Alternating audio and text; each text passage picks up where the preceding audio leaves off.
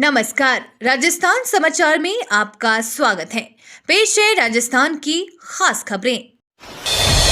दो लोग चुनाव नहीं जीत सकते, पीएम मोदी ने सोनिया गांधी पर कस दिया आरएस वाला तंज। प्रधानमंत्री नरेंद्र मोदी ने रविवार को राजस्थान में कई रैलियों को संबोधित किया। मोदी ने अपने भाषण में कांग्रेस पर निशाना साधते हुए सोनिया गांधी के राज्यसभा जाने पर भी तंज कसा। पूर्व कांग्रेस अध्यक्ष सोनिया गांधी का नाम लिए बिना कहा कि जो लोग चुनाव नहीं जीत सकते वे राज्यसभा के माध्यम से संसद पहुंचते हैं। उन्होंने इसकी निंदा भी की। राजस्थान के जालौर में चुनावी जनसभा को संबोधित करते हुए मोदी ने कहा कि कांग्रेस ने सबसे पहले दक्षिण के एक नेता को राजस्थान से राज्यसभा में भेजा, उसके बाद मनमोहन सिंह को यहां से राज्यसभा भेजा और अब फिर एक नेता को यहां से राज्यसभा भेजा। राहुल गांधी एक जुमला है। पूर्व WWE रेसलर भाजपा नेता द ग्रेट खली का कांग्रेस पर अटैक। पूर्व WWE रेसलर और अब भाजपा के नेता दलीप सिंह राणा उर्फ द ग्रेट खली ने रविवार को राहुल गांधी पर तीखा हमला बोलते हुए उन्हें जुमला तक करार दिया। खली ने राजस्थान के बाड़मेर में कहा कि राहुल गांधी खुद एक जुमला बन गए हैं। राहुल गांधी को पता ही नहीं है कि उनको करना क्या है। ANI से बातचीत में खली ने कहा कि जब वो पूरी तरह से विफल हो गए तब कांग्रेस ने मल्लिकार्जुन खड़गे को पार्टी अध्यक्ष नियुक्त किया। खड़गे को अपमान का सामना करने के लिए आगे लाया गया है। पूर्व पहलवान ने कहा कि राहुल गांधी ने हार स्वीकार कर ली है, इसलिए खड़गे को आगे लाया गया है।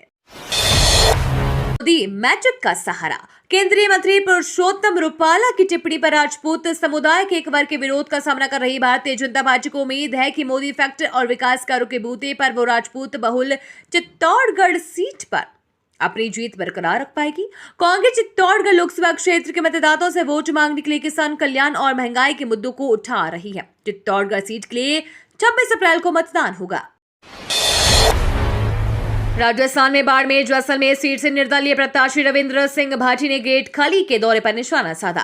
राजस्थान में बाड़मेर जैसलमेर सीट से निर्दलीय प्रत्याशी रविंद्र सिंह भाटी ने ग्रेट खली के दौरे पर निशाना साधा है। भाटी ने बीजेपी और कांग्रेस पर प्रहार किया। भाटी ने कहा कि युवा साथियों से सुना है कि यहाँ रेसलर द ग्रेट खली आ रहे हैं। खैर, मैं भी सभी से यही कहूंगा कि आप उन्हें जरूर देखने जाइए, लेकिन 26 तारीख को मतदान सोच समझ कर करना है और किसे करना है ये भी आप जानते हैं। आगे उन्होंने कहा कि अभी तो दौरों का सिलसिला शुरू हुआ है। जिले में खलबली आ रहे हैं, लेकिन किसी के आने जाने से कोई फर्क नहीं पड़ता है। अशोक गहलोत ने बीजेपी पर साधा निशाना। पूर्व मुख्यमंत्री अशोक गहलोत कल सांचौर जिले के चित्तलवाना के दौरे पर रहे, जहां कांग्रेस प्रत्याशी वैभव गहलोत के समर्थन में जनसभा को संबोधित किया। कहा कि बीजेपी झूठ बोलकर कांग्रेस की सरकार नहीं बनने दी। कन्हैयालाल का मर्डर हो गया, उदयपुर में सब काम छोड़कर मैं वहां गया। मैं चीफ सेक्रेटरी व डीजीपी को लेकर वहां गया। मैंने आजादी के बाद पहली बार 50 लाख का मुआवजा उनको दिया। उसके 2 बच्चों की नौकरी लगा दी। 2 घंटे में दोनों मुलजिमों को पकड़ लिया। ये केस राजस्थान पुलिस से NIA ने ले लिया है। पीसीसी चीफ गोविंद सिंह डोटासरा ने बीजेपी पर साधा निशाना। राजस्थान के अजमेर लोकसभा चुनाव प्रत्याशी रामचंद्र चौधरी के समर्थन में रविवार को प्रदेश कांग्रेस अध्यक्ष गोविंद सिंह डोटासरा ने अराई में जनसभा को संबोधित किया और चुनाव प्रचार किया। पीसीसी चीफ डोटासरा तथा नेता प्रतिपक्ष टीकाराम जूली हेलीकॉप्टर से अराई पहुंचे, जहां लोकसभा चुनाव प्रत्याशी रामचंद्र चौधरी, विधायक विकास चौधरी, पूर्व मंत्री रघु शर्मा, पूर्व मंत्री नसीम अख्तर इंसाफ, कांग्रेस ने वर्तमान जिलाध्यक्ष भूपेंद्र सिंह राठौड़, शिव प्रकाश गुर्जर, द्रौपदी कोली आदि ने पीसीसी चीफ डोटासरा तथा नेता प्रतिपक्ष टीकाराम जूली का माला और पुष्प गुच्छ भेंट कर स्वागत किया। इसके बाद गुलानिया पैराडाइज में जनसभा को संबोधित किया।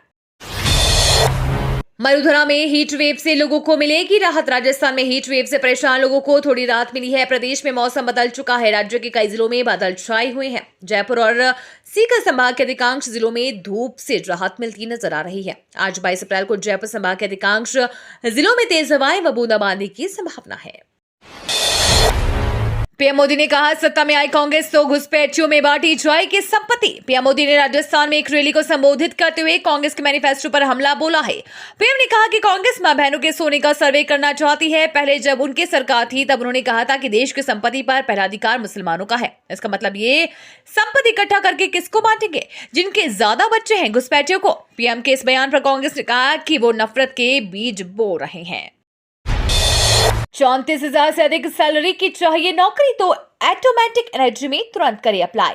एटोमेटिक एनर्जी विभाग में नौकरी पाने का सपना हर कोई देखता है, लेकिन ये सपना कुछ ही लोगों का पूरा होता है। अगर आप भी परमाणु ऊर्जा विभाग में काम करने का सपना पूरा करना चाहते हैं तो तुरंत DAE के अंतर्गत आने वाली परिवर्तनीय ऊर्जा साइक्लोट्रॉन केंद्र आवेदन कर सकते हैं। इसमें caretaker, senior accountant, junior accountant और डिस्पैच राइटर के पद भरे जाने वाले हैं। उम्मीदवार आधिकारिक वेबसाइट vecc.government.in के जरिए इन पदों के लिए आवेदन कर सकते हैं। समर स्पेशल ट्रेनों के संचालन का रेलवे बना रहा नया रिकॉर्ड। गर्मियों की छुट्टियों में इस बार ट्रेनों में यात्रियों का सैलाब आ गया है। देश भर में वेटिंग लिस्ट फुल नजर आ रही है। रिजर्वेशन के लिए लंबी कतारें लगी है, लेकिन वो मिल नहीं रहा। ऐसा पहली बार हुआ है कि देश भर में यात्री भार को मैनेज करने के लिए लगभग 1000 ट्रेनों के 9000 से ज्यादा फेरे लगाए जा रहे हैं। लेकिन दूसरी तरफ किसान आंदोलन कोड में खाच का काम कर रहा है। इस आंदोलन के कारण प्रभावित मार्गों पर कई ट्रेनें धड़ाधड़ रद्द भी की जा रही है। इनमें समर स्पेशल ट्रेनें भी शामिल हैं। किसान आंदोलन से फिर हलकान हुआ रेलवे, 5 और ट्रेनें की रद्द। किसान आंदोलन का असर एक बार फिर से उत्तर पश्चिम रेलवे जोन की ट्रेनों पर नजर आ रहा है। किसान आंदोलन के चलते पिछले 3 दिनों में NWR की 15 से ज्यादा ट्रेनें रद्द हो चुकी हैं और यह सिलसिला लगातार जारी है। NWR नियमित रूप से हालात की समीक्षा करता है और प्रतिदिन के हिसाब से ट्रेनों का रद्दीकरण करता है, लेकिन इससे हजारों रेल यात्रियों का सफर प्रभावित हो रहा है। एक तरफ यात्रियों की सुविधाओं के लिए समर स्पेशल ट्रेनों की शुरुआत की जा रही है, दूसरी तरफ किसान आंदोलन के चलते उनका रद्दीकरण किया जा रहा है। गोविंद सिंह डोटासरा का बड़ा बयान। राजस्थान में दूसरे चरण के लिए चुनावी प्रचार चरम पर है। प्रदेश कांग्रेस अध्यक्ष गोविंद सिंह डोटासरा ने रविवार यानी टोंक सवाई माधोपुर से कांग्रेस प्रत्याशी के समर्थन में जनसभा को संबोधित किया। इस दौरान डोटासरा भाजपा पर हमलावर रहे और कटाक्ष भी किया। इतना ही नहीं, उन्होंने 2 दावे कर डाले। पहले दावे में उन्होंने कहा कि प्रदेश की जनता ने मोदी की गारंटियों को नकारते हुए केंद्र सरकार की गलत आर्थिक नीतियों के कारण देश में बढ़ रही महंगाई एवं बेरोजगारी के खिलाफ मतदान किया है। प्रथम चरण में कांग्रेस बड़ी जीत दर्ज करेगी। हॉट सीट बांसवाड़ा में गरजे पीएम मोदी। लोकसभा चुनाव 2024 के तहत राजस्थान की सबसे hot seat Banswara Dungarpur Lok Sabha seat पर 25 अप्रैल को वोटिंग होगी। कांग्रेस और भाजपा दोनों पार्टियों ने अपनी कमर कस ली है। गर्मी के इस मौसम में बांसवाड़ा डूंगरपुर का सियासी पारा कल उछाल मार रहा था। पीएम नरेंद्र मोदी ने कल रविवार को बांसवाड़ा के कॉलेज मैदान में आयोजित रैली में कांग्रेस पर चुन चुन कर हमले किए। नई जनता को भाजपा की उपलब्धियों के बारे में बताया। पीएम नरेंद्र मोदी ने कहा कि राजस्थान ने मोदी की वाणी का मान रखा, इसलिए मैं हाथ जोड़कर आपको नमन करता हूं। चंबल नदी की लहरें शांत किनारे पर हिलोरे मार रही। क्षेत्र की सियासत। चंबल नदी की लहरें इन दिनों शांत जरूर दिख रही है, लेकिन इसके किनारों पर चुनावी गर्माहट साफ तौर पर देखी जा सकती है। जी हां, हम बात कर रहे हैं कोटा के चंबल नदी के किनारे पर बसे रामपुरा इलाके की। यहीं से हमने चुनावी माहौल जानने की यात्रा शुरू की। यहाँ भाजपा के झंडों के साथ एक और झंडा लगा मिला, जिसका रंग भगवा और उस पर राम मंदिर की छवि उकेरी गई है। रामपुरा में सुबह के समय एक मंदिर से पूजा कर बाहर निकली उर्वशी से इन झंडों को लेकर सवाल किया तो उन्होंने कहा, प्रधानमंत्री नरेंद्र मोदी ने राम मंदिर बनवाकर वर्षों पुराना सपना पूरा किया है। यही वजह है कि भगवा झंडे के साथ भाजपा का झंडा भी लगा है। हर जगह ऐसे झंडे सहज ही दिख रहे हैं। चुनावी माहौल की दिशा बताने के लिए काफी साबित हो रहा है।